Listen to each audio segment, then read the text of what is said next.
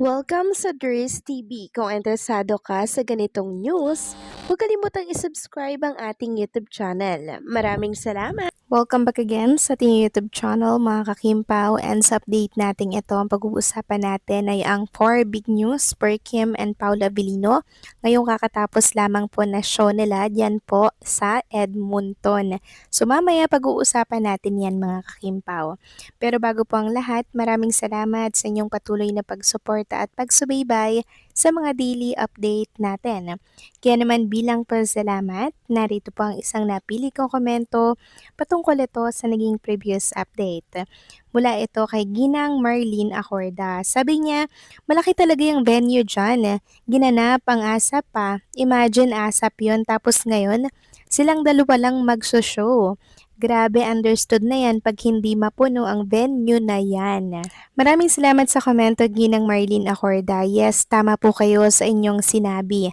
Nung time na dyan po nag-show ang ASAP, punong-puno din po ang naturang venue. Pero ngayon, si Kim and Paula Avellino lang po yung nag-show, plus isama natin si Carmel. Grabe, sobrang jam-pack po ang mga tao. Ang dami talaga, hindi po maganda umayaw.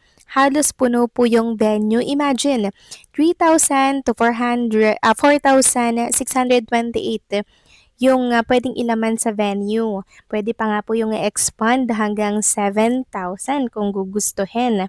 Pero grabe mga kakimpaw, sobrang na-amaze talaga ako kanina nang makita ko po yung dami ng tao habang nagpe-perform si Kim and Paula Avellino. Naisip ko yung first show nila, second show nila, third show nila. Sobrang jam-pack ang mga tao. Walang mintis, wala pong palya. Talagang marami ang mga supporters ni Kim and Paulo. At until now, wala po silang kakupas-kupas. So sinampala naman po sa katotohanan yung mga bashers na nagkakalat dyan, nalaos na daw si Kim and Paulo, na wala daw pumapansin sa mga ticket na binebenta. So ayan lang naman, no? Ang dami-daming taong nagpunta po sa kanilang show. Kaya naman congratulations kay Kim and syempre kay Paula Avellino. So maraming salamat sa inyong komento, Ginang Marlene Acorda. God bless po sa inyo at mabuhay kayo. So eto na nga, pag-usapan na natin ang mga balita po na nakalap natin sa hapong ito or sa gabing ito.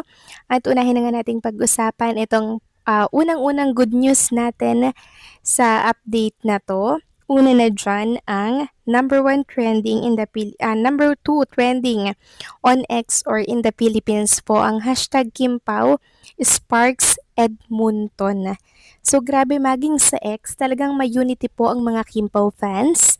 Meron silang trending party para po pa-trendingin yung isang hashtag doon na related po sa show ni Kim and Paula Avellino ngayon sa Edmonton, Canada. Grabe, iba talaga kayong magmahal, mga Kimpaw. Grabe, no? To the highest level talaga yung pagsuporta ninyo kay Kim and Paulo. Pangalawang good news, mga kakimpaw. Ito yung napag-usapan natin kanina na sobrang jam-pack po yung mga taong nasa venue. Halos punong-puno po yung venue, mga kakimpaw. Imagine, uulitin ko lang, 4,628 po ang pwedeng ilaman sa venue na yon. Pero siksikan po sila. Punong-puno as in. Ibig sabihin, na sold out mga kakimpaw yung ticket na inirelease ng TFC mga kakimpaw. Ibig sabihin ang laki talaga ng kinita po ng buong show ni Kim and Paula Avellino. Dito po yan sa Expo Center sa Edmonton. 'Di ba? Grabe.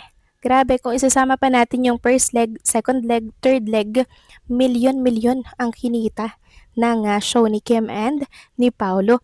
So ayan po, ipiplex ko na lamang din ulit sa inyo yung mga tao, yung tao sa loob ng venue. Sobrang dami. Ayan po mga kakimpaw, halos hindi po mahulugan ng karayom ang mga umattend doon. Sobrang punong-puno mga kakimpaw. Kaya nga maging si Chinita Princess and si Paula Avellino, lubos po ang pasasalamat sa mga umattend, nakiisa, nakisaya sa kanilang show ni Paula Avellino and Carmel. Sabi nga dito ni Kim kanina, "Thank you so much Edmonton, love the energy, to the highest level. Hashtag Love Kimpaw Tour. Tapos makikita dyan mga kakimpaw sa video na binahagi ni Chinita Princess kanina sa kanyang Instagram story, yung background nila na sobrang dami talagang tao or live audience nila kanina. Maging ang The Filipino Channel, nagpapasalamat din po sa inyong mga Kimpaw fans sa mainit na pagtanggap at pagsuporta ninyo kay Kim and Paolo dyan po sa Canada. Sabi nga dito ng TFC Channel or TFC, "Thank you Edmonton, another unforgettable Kimpaw moment in the books. Check out the amazing moment that happened today." So ang dami po dyang mga bumate ng mga Kimpaw fans na OFW dyan po sa Edmonton, Canada. Grabe, sobrang nakaka-touch, sobrang nakakatuwa dahil lagi pong successful ang mga show ni Kim and Paolo. So may one more to go, one more concert or show na lang si Kim and Paolo, and hindi na ako magtataka kung lahat successful ito. Ibig sabihin talagang malakas si Kim and Paolo Avellino dito sa ating bansa at maging sa labas ng ating bansa.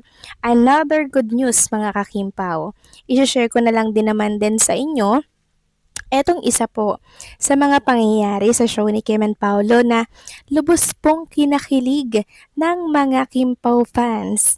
Grabe nang mangyari po ito, sobrang tilian po talaga ng mga live audience na nanonood po sa Expo Center. Alam niyo po ba kung anong nangyari mga kakimpaw?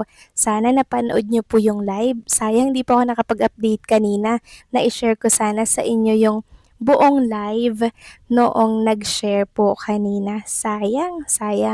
Pero mamaya i-share ko na lang din sa inyo sa next update natin.